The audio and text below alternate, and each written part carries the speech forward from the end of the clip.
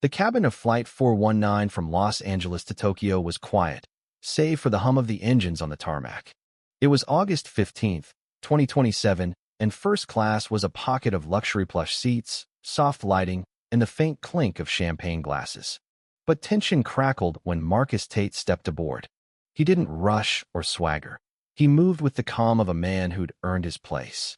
His navy coat, well-worn but impeccably tailored, hung over a crisp white shirt. His leather briefcase, scuffed but polished, spoke of years of quiet victories.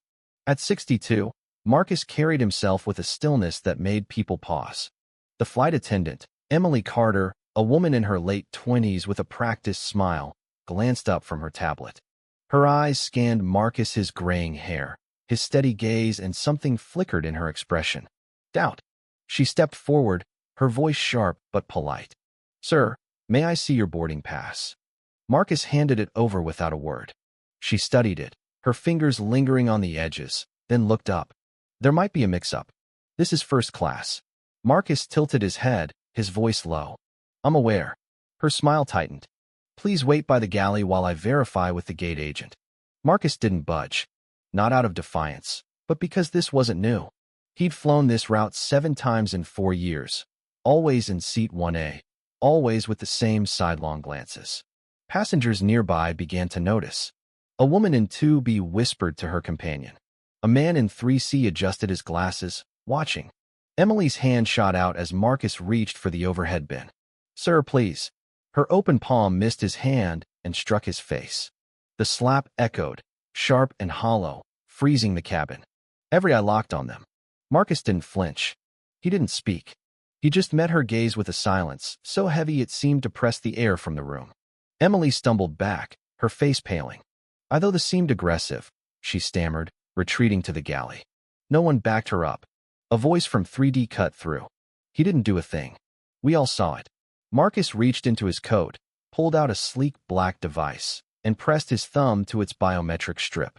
A single green light blinked, then faded. Emily frowned. "What's that?" He didn't answer. He sat in 1A, calm as ever, and said, "I'll take a water, please." 5 minutes later, the world shifted. In Singapore, 7,000 miles away, alarms blared in the headquarters of Global Trust Network, GTN, a system Marcus had built to enforce ethics in global industries. Skypulse Airlines' compliance signature was revoked. Within moments, Tokyo, Singapore, and Sydney airports halted Skypulse flights. ESG funds froze $950 million in assets. 3 booking platforms delisted the airline. The co-pilot emerged, confusion etched on his face, as his headset crackled with urgent updates. Marcus, unmoved, pulled a handwritten letter from his coat, smoothed its edges, and waited. Emily vanished into the galley, clutching her tablet like a shield. Passengers whispered, torn between shock and outrage. An older woman in 2A, her silver hair tucked under a silk scarf, leaned forward. "Are you okay, sir?" Marcus nodded. "Just fine, thank you." She studied him. "You're not just anyone, are you?" He didn't reply, but his silence spoke volumes. 10 hours earlier, in a quiet villa overlooking Lake Tahoe, Marcus had stood by the water, the dawn light glinting off the surface. He'd spent a decade there, far from the spotlight, building GTN to hold corporations accountable. He alone held the root key, a failsafe he'd never used until now. That morning, he'd packed the letter from the Tokyo Aviation Summit and the device that could paralyze an industry. Back on the plane, Marcus glanced at his watch. 2 minutes remained. A man from business class stormed into first class, red-faced. "Why aren't we moving? I've got a deal in Tokyo." Emily tried to calm him, but Marcus spoke softly. "Sit down, sir. Things are about to change." The man scoffed, but the woman in 2A leaned toward Emily, her voice clear. "Do you know who you hit? He built the system that decides if your airline flies." Emily's face crumpled as Marcus opened the letter, revealing his name, Marcus Tate, GTN's founder. At that moment, GTN servers in Singapore logged the revocation. Skypulse compliance status blinked red, invalid. Tokyo grounded their flights. Singapore followed. London issued an emergency.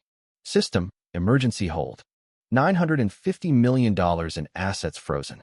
Marcus sat still, the letter on his lap, as the cabin grew tense. The captain's voice crackled over the intercom, nervous. "Ladies and gentlemen, we're experiencing a system-wide delay. Please stand by." The fallout was swift. Social media erupted as a passenger's video of the slap hit X, captioned, "She struck a man in first class. He shut down an airline." Marcus Tate trended globally. Skypulse stock plummeted, and booking platforms yanked their flights. In Skypulse San Francisco HQ, CEO Daniel Harper paced as red alerts flashed. "What the hell is GTN?" he demanded. His general counsel, Sarah Lynn, replied grimly, "It's the ethics system Marcus Tate controls. He just blacklisted us." Marcus remained silent, his presence a quiet storm. As the plane deboarded, he walked out last, briefcase in hand, leaving a cabin of stunned passengers.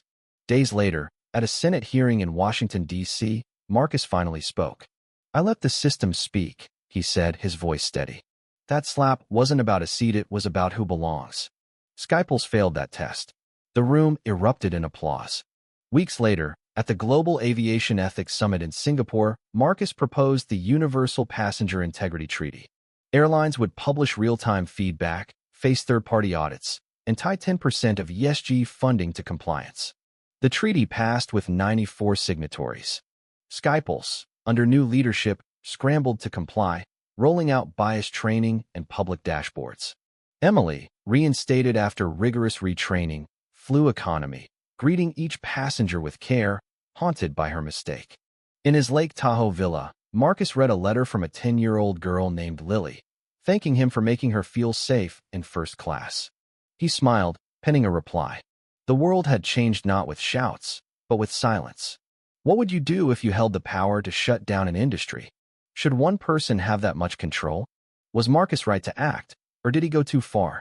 Share your thoughts below. Let's spark a debate.